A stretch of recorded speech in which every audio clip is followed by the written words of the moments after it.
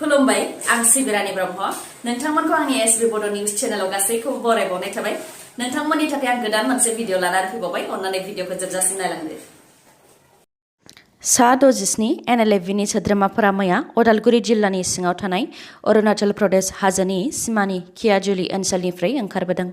आसाम सरकार आरो BTC सरकारजों गोजोननि थाखाय सावरायलायनो NLFBनि दैदेनगिरि बि गनायथिनि दैदेननायाव सा 67 NLFBनि सोद्रोमाफोरा आखायाव हाथियार लानानै ओंखारबोदों। सरकारजों सावरायनाया बेसेसिम आगान बारायखो बेनि फिननायखौ बिथांमोनहा होदोंदि आसाम सरकार आरो BTC सरकारा गिबियाव हाग्रायाव थाबोनाय गासैबो NLFBनि सोद्रोमाफोरखौ लाबोजोबग्रोनो बिथोन होदों। बेनि उनावसो दाबिनि फारिलाइ बानायनानै NLFBआ सरकारनो गथायगोन होननानै फोरमायथिदों। लोगोसे रन्जन दैमारि बिथांखौ लानानै बुंथिदोंदि गासै उन्दैनिफ्राय लानानै गेदेरसिम बर' सुबुंफोरा रन्जन दैमारि बिथांनि दैदेननायखौ नायनो लुबैयो। बेबायदियाव रन्जन दैमारि बिथांखौ मोनसे जोबथेसालिनिफ्राय गुबुन मोनसे जोबथेसालिसिम लांनायाव बयबो खुद्रिगोन होननानै फोरमायथिदों। बेनि अनगायैबो NLFB हान्जाखौ नंखाय बायदि बायदि होननानै माखासे राजखान्थि हान्जाया अजद होदोंमोन। बेनि फिननायखौ बिथांमोनहा होदों। बुंग्राखौ बुंनो हो, गावस्रा जेबो गैया, गावसोर बबे बेकग्राउन्डनिफ्राय फैदों बेखौ नाय।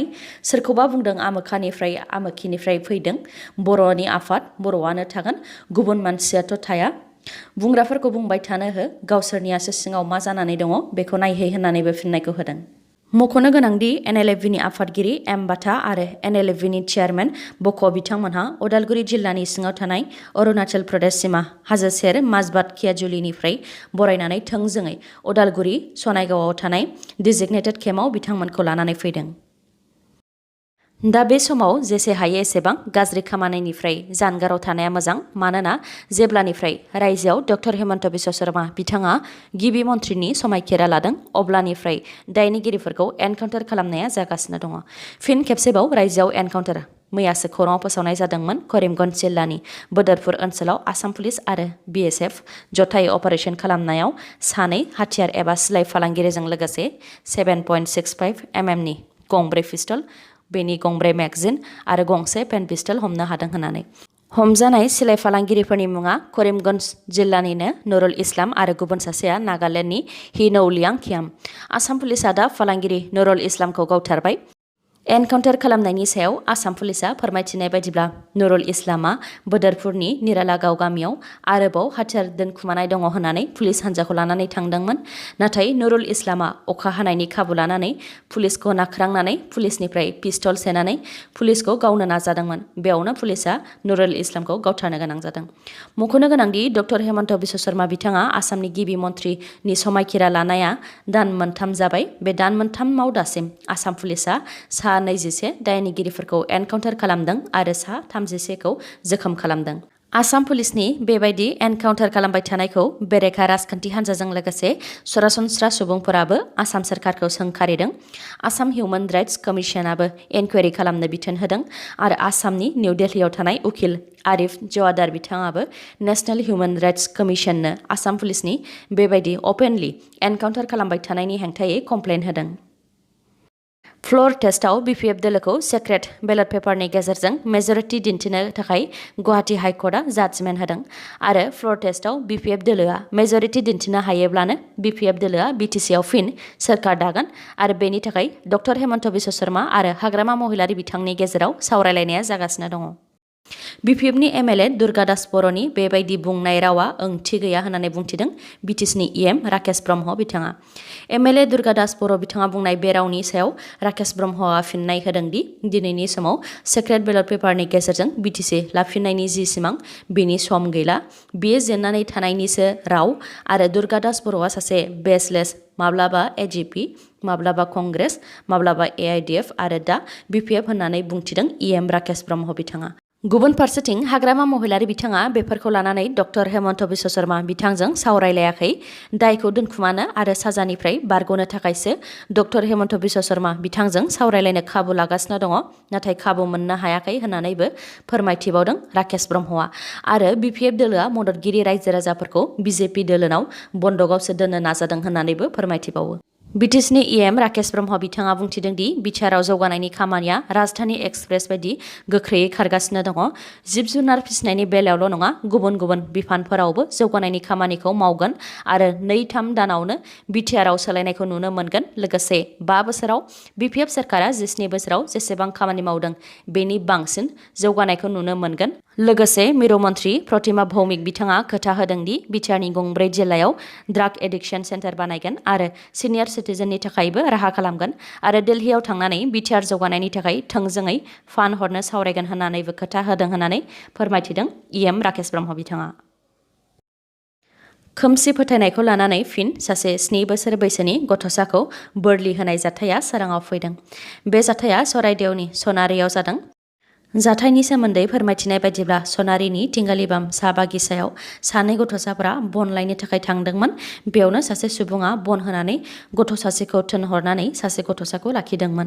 उनाव गथ'साया न'आव फैफिनैलाय न'खरनि सुबुंफोरा साहा बागानाव गथ'साखौ नागिरनो थांदोंमोन, जेराव साहा बागानाव थानाय काली मन्दिरनि खाथियाव हिन्जावसा गथ'खौ गोदोना हास'नानै बुथारनाय हालोदाव बोखांनो हादों आरो खाथि खाला फुजायाव गोनां जानाय मुवा बेसादफोरखौ नुनो मोन्दों।